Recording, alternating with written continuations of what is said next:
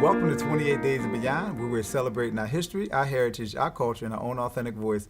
And today we have with us on the set, Rel. Welcome to the set. How you been, man? How you been? Good, man. All right, You're a very distinguished gentleman, so we're going to get into it. But Rel, give people a snapshot of who you are and where you're from. Well, I grew up in Germantown, and ironically, I grew up on the same block as Bernard Hopkins, the boxer. Wow, yeah. So, my parents, they worked hard for a living. They were both educators. My dad taught at Alney High School, which is not the best. My mother, elementary school, a special ed teacher. So, I learned about the working class environment at an early age, and I always appreciated that.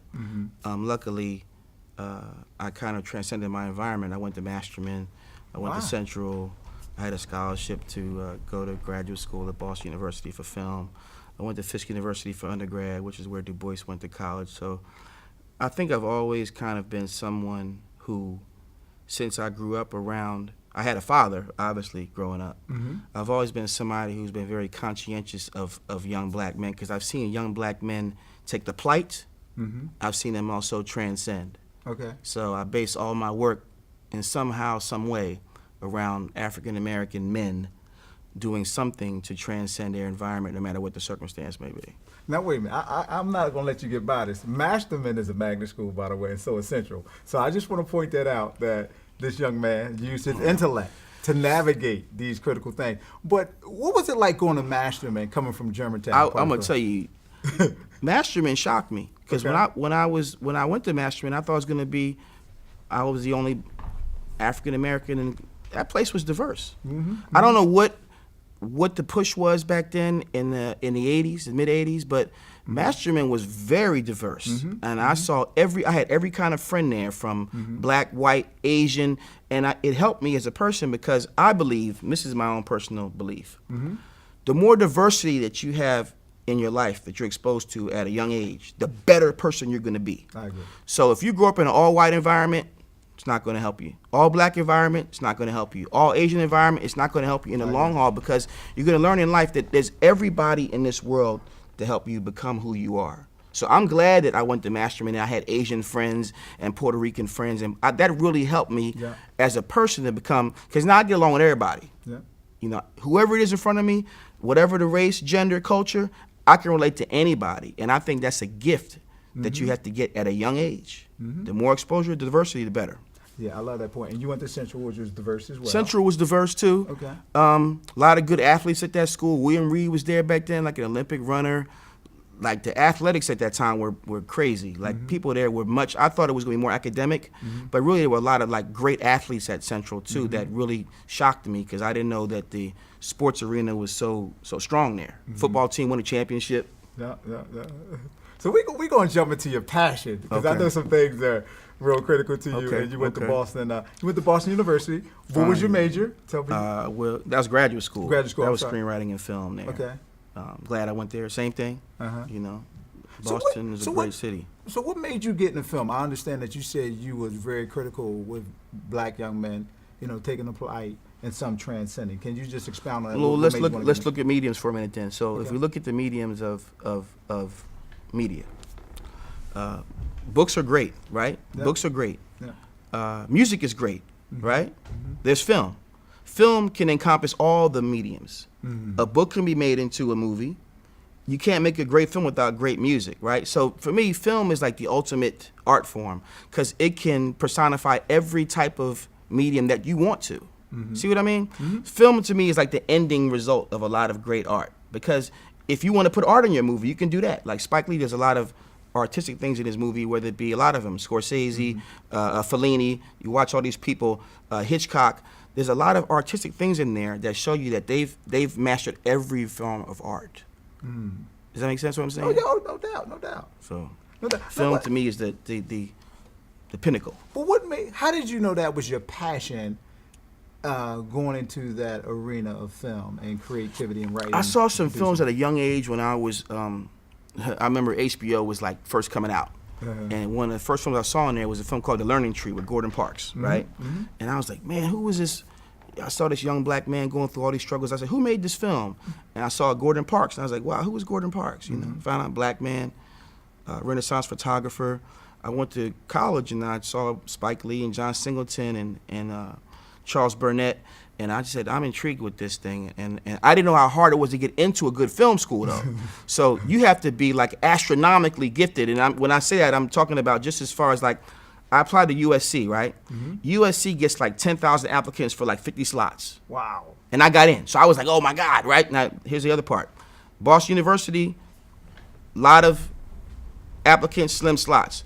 NYU, same thing, but Boston University was the only school that actually gave me some money to go there. I wanted to go to USC like really bad.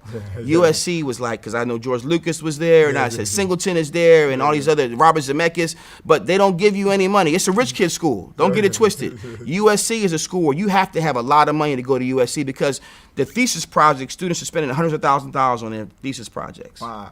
So I was like, well, Boston University, I was able to do well there because my writing was so strong. I was able to get like some famous actors like Esther Roll was in my short film in graduate school, which helped me tremendously. Russell Hornsby, who was in a show called Lincoln Heights, we went to school together.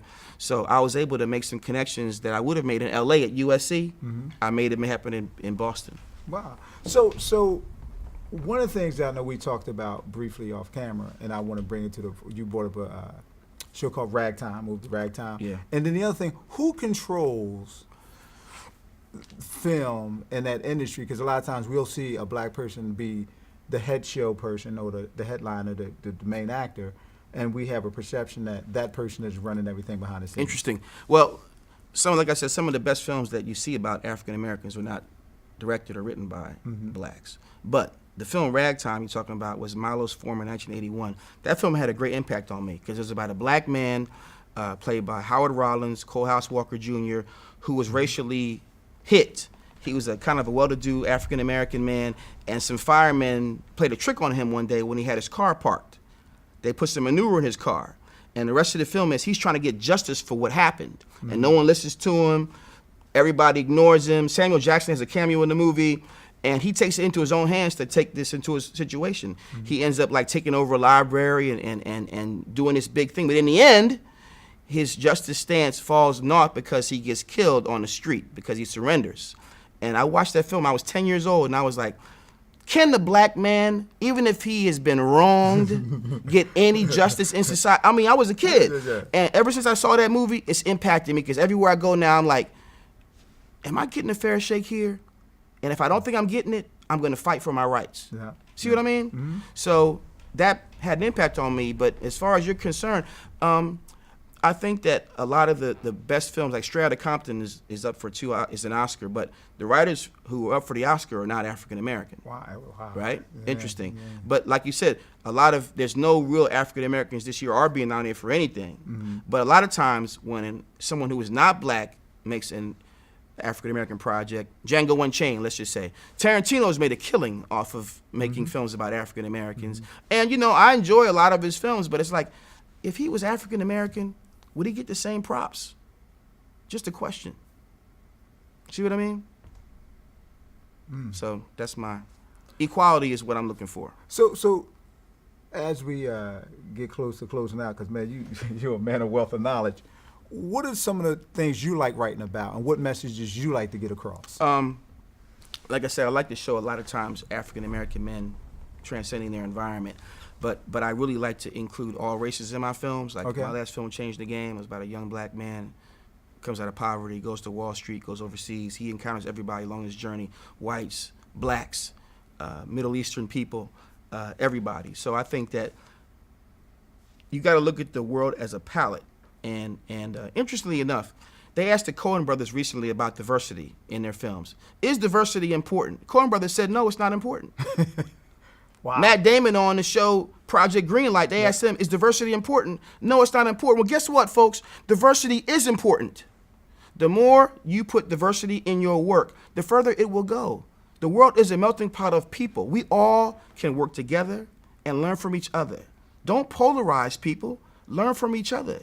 And everything will work out just fine. In the arts, in life, wherever we go. Well, we wrapping up here, but I want to do a couple things here. One, I want you to tell people some of the things you created. Okay. Then also tell people how they can get in contact with you, and then also where can they see the projects that you have produced, where they can go and get that kind of information. I'm so pretty we can public partake. guy, man. I'm not a hard guy to find. I'm on Facebook, Rel Dowdell. Okay. Very easy to find. My name comes right up. Put me on Google, it's going to come right up.